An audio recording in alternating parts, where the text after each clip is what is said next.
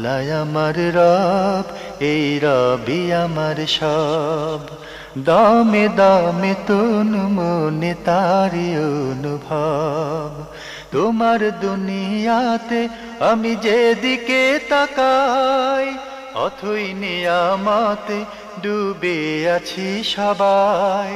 পাক পাখালির গানে শুনি তসবিহ কলো রব, তসবিহ কলো রব। আল্লাহ আমার রব, এই রবি আমার। আসসালামু আলাইকুম, আলহামদুলিল্লাহ, আসসালাতু ওয়াসসালামু আলা রাসূলিল্লাহ। প্রিয় দর্শক, আপনারা যারা দেশে আছেন প্রবাসে, সবাইকে জানাই অনেক অনেক প্রীতি ও শুভেচ্ছা। শুরু হলো অ্যান্টিভি আয়োজিত এবং লাভ হেলো নিবেদিত অনুষ্ঠান আপনার জিজ্ঞাসা। আপনাদের সাথে আছি আমি জয়নুল আবেদিন আজাদ। আর আপনাদের মনে জায়গা প্রশ্নের জিজ্ঞাসার জবাব দিচ্ছেন বিশিষ্ট আলেম ডক্টর মোহাম্মদ সাইফুল্লাহ। আসসালামু আলাইকুম ওয়া রাহমাতুল্লাহি ওয়া বারাকাতুহু। প্রিয় দর্শক, চলুন তাহলে জিজ্ঞাসার জগতে। শুরুতে একটি ইমেল পাঠিয়েছেন আবু ওয়ালিদ। লিখেছেন, নবী নূহ আলাইহিস সালামের সময়ে মহাপ্লাবন কি শুধুমাত্র কয়েকটি অঞ্চলে হয়েছিল, নাকি সমগ্র পৃথিবী জুড়ে হয়েছিল? নূহ আলাইহিস সালাতু ওয়াস সালাম প্লাবন গোটা পৃথিবীতে হয়নি। নূহ আলাইহিস সালাতু ওয়াস সালামের সময় যে প্লাবন হয়েছিল সেটা ছিল নূহ আলাইহিস সালাতু ওয়াস সালাম যে কওমের কাছে দাওয়াত নিয়ে এসেছেন তাদের উপর। তখনকার বসতি ছিল অনেক কম, কারণ আমরা আজ থেকে প্রায় ৮,০০০ বছর বা ৯,০০০ বছর আগের কথা বলছি। সুতরাং পৃথিবীর বসতি তখন অনেক কম ছিল। ফলে আহলুত তাফসীর যারা আছেন, যারা তাফসীর বিশারদ, তারা বলেছেন যে তখনকার বসতি যেই অঞ্চলে ছিল সেটাই নূহের কওম ছিল। ওই জায়গাতেই মূলত মানে এই বিশাল প্লাবন হয়েছে। গোটা পৃথিবী জুড়ে নবীরও তো একটা নির্দিষ্ট কওমের জন্য এসেছে। গোটা পৃথিবী জুড়ে মানুষদের বসতি ছিল না। ফলে তাহলে দুটি কথাই একসাথে হয়ে যাচ্ছে। মানে যদি বলেন যে নূহের কওমের জন্য, তাহলেও ঠিক আছে। আর যদি বলেন যে গোটা পৃথিবী জুড়ে হয়েছে, কারণ পৃথিবীর বসতিই ছিল ওইটা, জনপদ ওইটাই ছিল, আর গোটা পৃথিবী ছিল অনেক বিশাল। তো ওই অঞ্চলেই কেবল যেই জনপদটুকু ছিল সেই জনপদেই শুধু এই প্লাবন হয়েছে। আমরা দেখতে পাই, আপনারা যদি ভালো করে এই পশ্চিমাঞ্চলে, সৌদি আরবের পশ্চিমাঞ্চলে যান তাবুকের পর থেকে, তাহলে আপনি দেখতে পাবেন যে এই অঞ্চলে যেই নূহ আলাইহিস সালাতু ওয়াস সালামের সময় বিশাল যে প্লাবন হয়েছিল, সেই প্লাবনের কিছু দৃশ্য অবশিষ্টাংশ বোঝা যায়। পৃথিবীর উপর কত বিরাট প্রভাব ফেলেছে, যে পাহাড়গুলোকে পানি যে কীভাবে পিটিয়ে পিটিয়ে সমান করে দিয়েছে। হ্যাঁ, এবং সেখানে সে দেখলে বোঝা যায় যে পানি, কারণ পানির মাধ্যমে কোনো জিনিস যখন হয়, মানে আক্রান্ত হয়, তখন সেটা একেবারেই অন্যরকম অবস্থা হয়ে যায়। সেই বিষয়গুলো আমরা সেখানে দেখতে পাই, সেটা পরিলক্ষিত হয়। ওই অঞ্চলেই মূলত এই প্লাবনটুকু হয়েছিল। আমরা জানলাম বিষয়টি সম্পর্কে। প্রিয় দর্শক আরও লিখেছেন, ইসলামের প্রথম দিকে সকল ফরজ নামাজগুলো 2 রাকাত করেছিল, হিজরতের পরে এই রাকাত সংখ্যা বাড়ার কারণ কি? একথা শুদ্ধ নয় যে ইসলামের প্রথম যুগে কোনো নামাজ তো ফরজ ছিল না। নামাজ ফরজ হয়েছে হিজরতের 1 বছর আগে। নামাজ ফরজ হয়েছে হিজরতের 1 বছর আগে। মেহরাজে রাসূলুল্লাহ সাল্লাল্লাহু আলাইহি ওয়াসাল্লাম নামাজ পেয়েছেন। নামাজ ফরজ হয়েছে প্রথমেই। হিজরতের পরে নামাজ 2 রাকাত করা হয়েছে, এই ইনফরমেশন আপনার তথ্য যথার্থ নয়, সঠিক নয়। মানে যে কথাটুকু সেটা হচ্ছে এই যে মুসাফিরের সালাত 2 রাকাত, মুকিমের জন্য সালাত মানে যেখানে 2 রাকাত ছিল সেখানে 2 রাকাত বৃদ্ধি করা হয়েছে। এটি সহিহ বুখারী হাদিসের মধ্যে উম্মুল মুমিনিন আয়েশা রাদিয়াল্লাহু বর্ণনা করেছেন। আয়েশা রাদিয়াল্লাহু এদিকে ইঙ্গিত করেছেন যে মুসাফির ব্যক্তির উপর যেই সালাতটি ছিল, এই সালাতটা নাকিস নয়, অপরিপূর্ণ নয়। 2 রাকাতই মূলত সালাত কামেলা, পরিপূর্ণ সালাত। এদিকে ইঙ্গিত করার জন্য আয়েশা রাদিয়াল্লাহু আনহা কথা বলেছেন। মানে 2 রাকাত মূলত সালাত, মানে ফরজ সালাতের প্রথম অংশ 2 রাকাতের ছিল, কিন্তু পরবর্তীতে আল্লাহ সুবহানাহু ওয়া তাআলা বান্দাদের জন্য হালকা করেছেন, অর্থাৎ রাকাত সংখ্যা একটু বৃদ্ধি করে দিয়েছেন। রাকাত কোনো কোনো সালাতের রাকাত বৃদ্ধি করা হয়েছে, যেমন জোহরের সালাত, আসরের সালাত, ইশার সালাত এবং মাগরিবের সালাত, এটা বৃদ্ধি করা হয়েছে। এই বৃদ্ধিটুকু শুধুমাত্র মুকিম ব্যক্তির জন্য করা হয়েছে। মুকিম ব্যক্তির জন্য করা হয়েছে কেন? এই জন্য করা হয়েছে যাতে করে সহজ হয়। এখন আপনি বলতে পারেন যে বৃদ্ধি করলে তো কঠিন হবে, বৃদ্ধি করলে সহজ হলো কোথায়? এটা খুব গুরুত্বপূর্ণ একটা পয়েন্ট, এটা বুঝতে হবে। এই গুরুত্বপূর্ণ পয়েন্টটা হচ্ছে এই জায়গায় যদি 2 রাকাত হয় সালাত, তাহলে অংশগ্রহণ করতে হলে তাকে মানে খেয়াল রাখতে হবে যে সময় মতো অংশগ্রহণ করতে হবে না, তার সালাত পাবে না, সময়ের পরিসর স্বল্প হয়ে যাবে, তখন তার সালাতে অংশগ্রহণ করা তার জন্য কঠিন হয়ে যেতে পারে। আর যখন 4 রাকাত করে দেওয়া হবে, তখন সময়ের ডিউরেশন যখন বাড়বে সালাতের, তিনি অংশগ্রহণ করতে যদি কোনো বিলম্ব হলো যদি কোনো মানবিক দুর্বলতার কারণে ঢিলে হয়, সালাতটা পেয়ে যাবেন। আর তখন সালাত মানদণ্ড ছিল, খুব ভালো করে খেয়াল করুন, অত্যন্ত গুরুত্বপূর্ণ পয়েন্ট, কিন্তু তখন সালাত মানদণ্ড ছিল এটা মুসলিম এবং মুনাফিকের মধ্যে পার্থক্যকারী। মুনাফিক ব্যক্তি সালাত উপস্থিত হবে না, মুসলিম ব্যক্তি অবশ্যই সালাত উপস্থিত হবে। ফলে মুনাফিক চিহ্নিত করা হবে যারা সালাত উপস্থিত হয়নি।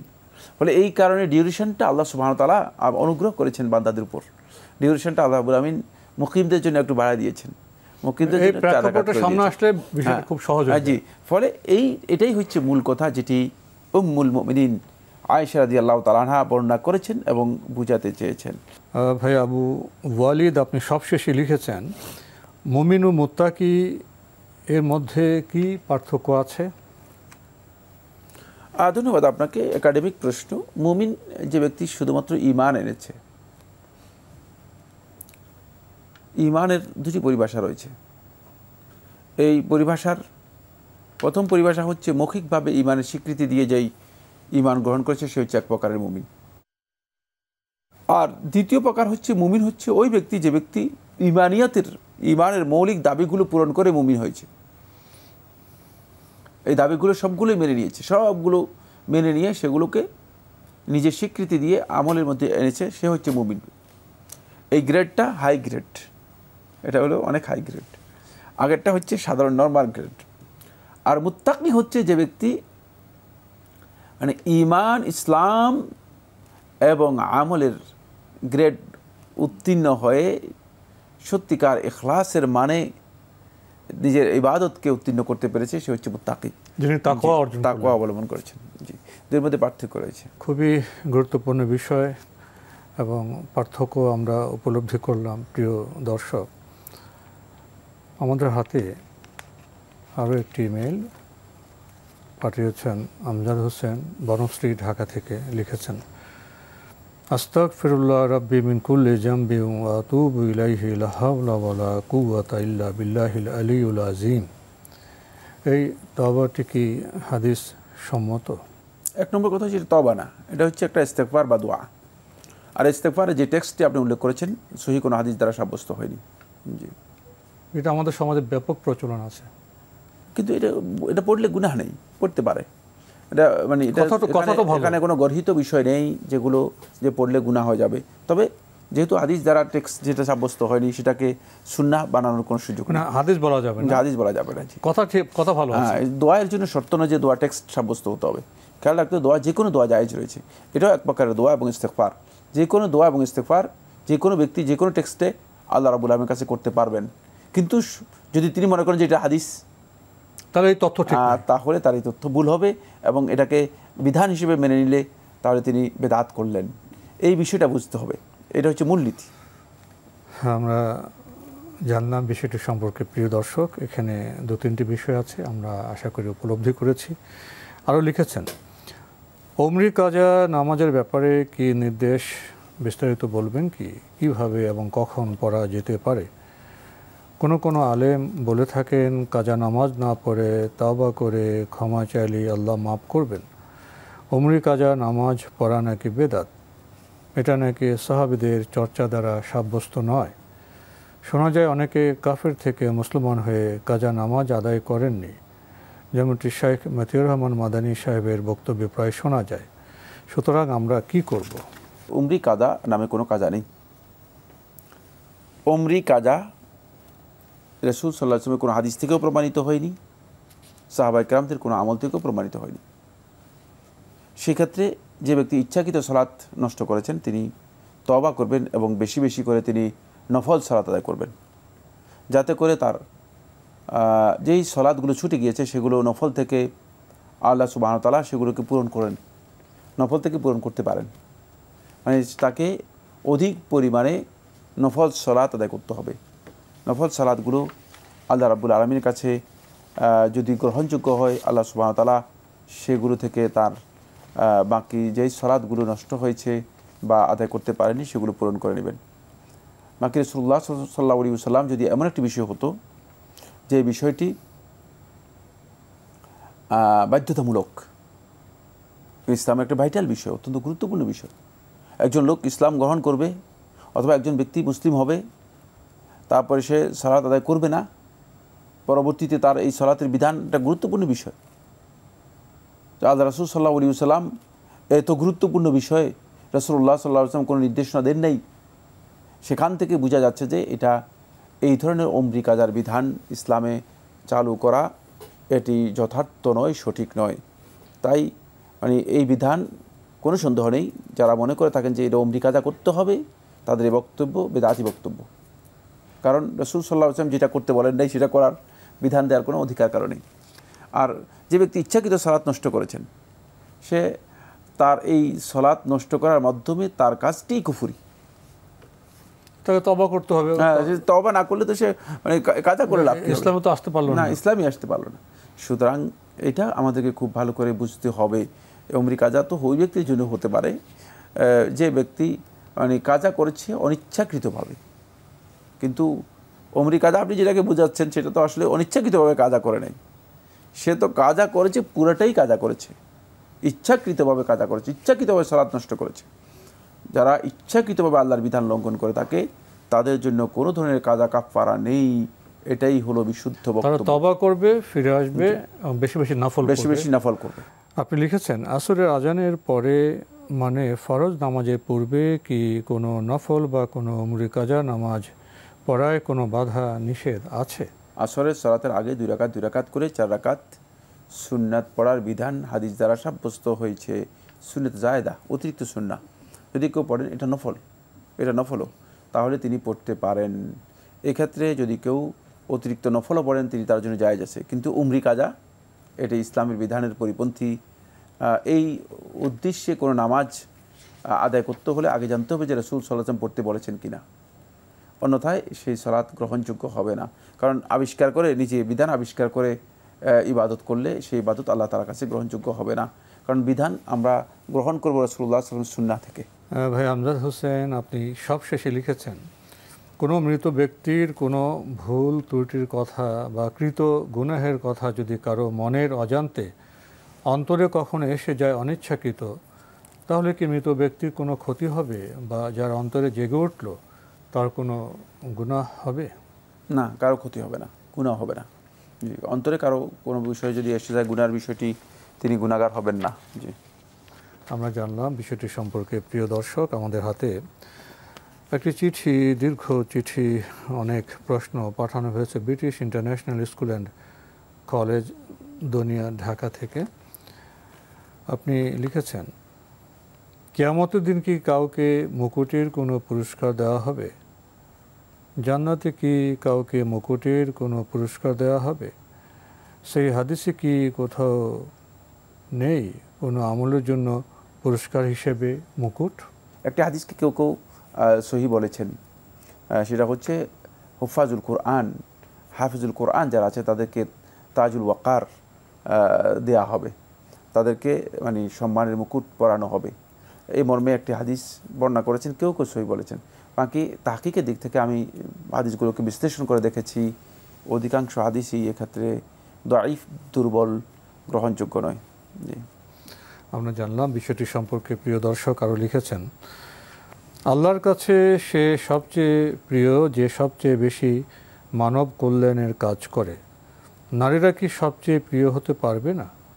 কিছু উদাহরণ দেবেন যাতে নারীরা মানব কল্যাণের কাজ কিভাবে করতে পারে শিখতে পারি। প্রত্যেকটি কাজই মানব কল্যাণের জন্য। এমন কাজ করবেন যে কাজের মাধ্যমে মানুষ উপকৃত হয়। এর জন্য শর্ত নয় যে রাস্তায় গিয়ে কাজ করতে হবে, ঘরে হতে পারে, প্রতিবেশী হতে পারে, আত্মীয়স্বজন হতে পারে, যেটা সামর্থ্য অনুযায়ী যদি সামর্থ্য অনুযায়ী মানুষের কল্যাণে যদি কোনো কাজ হয়ে থাকে সেটাই মানব কল্যাণের কাজ।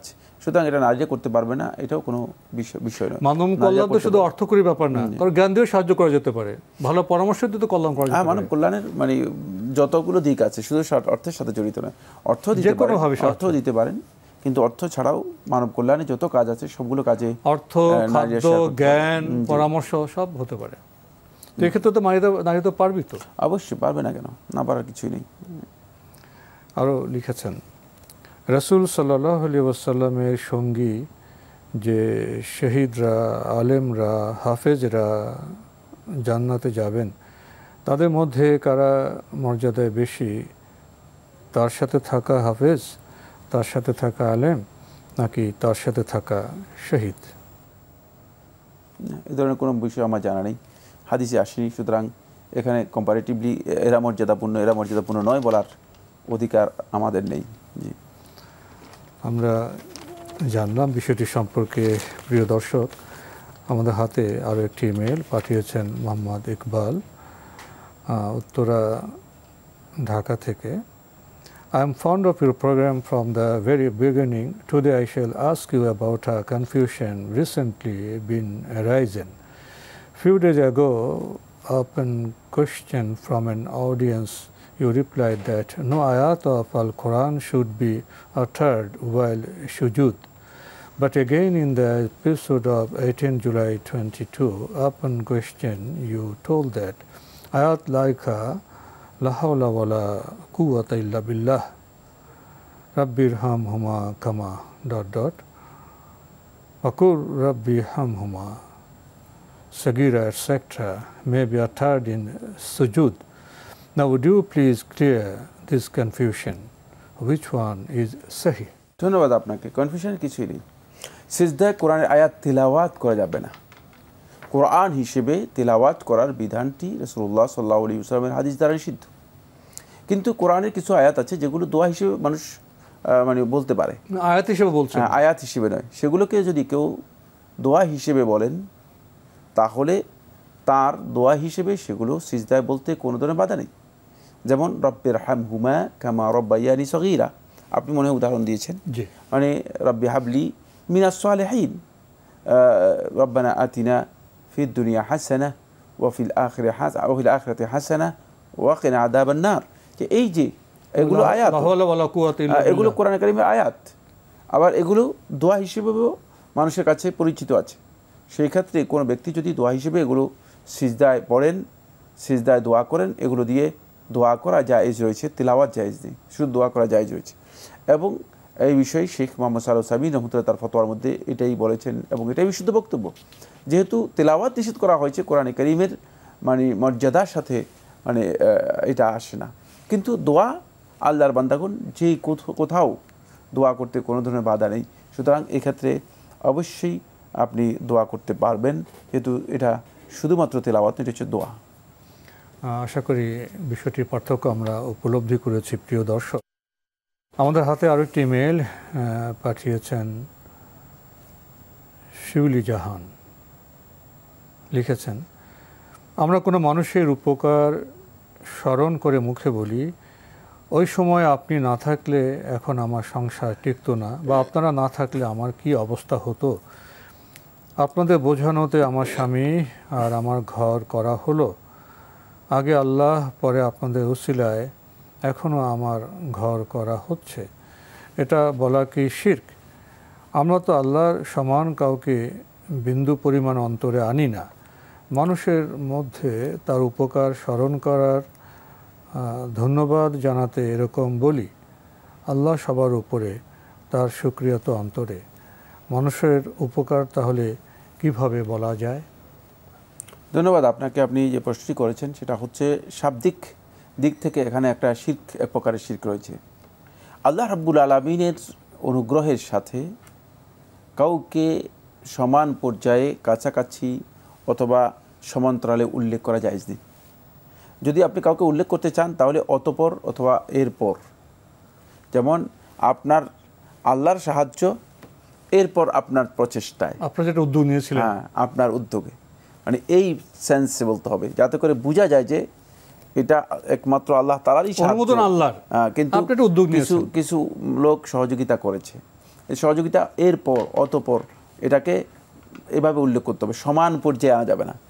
আল্লাহর সহযোগিতা আর আপনার সহযোগিতায় এটা সমান পর্যায়ে নিয়ে এসেছে। বান্দাকে বান্দার জায়গায় রাখতে হবে, বান্দাকে বান্দার জায়গায় রাখতে হবে। স্টেজটা যদি আপনি ঠিক রাখেন তাহলে আপনি বান্দার শুকরিয়া আদায় করবেন। আর বান্দার শুকরিয়া আদায় করাটা সর্বাবস্থায় গুরুত্বপূর্ণ বিষয়।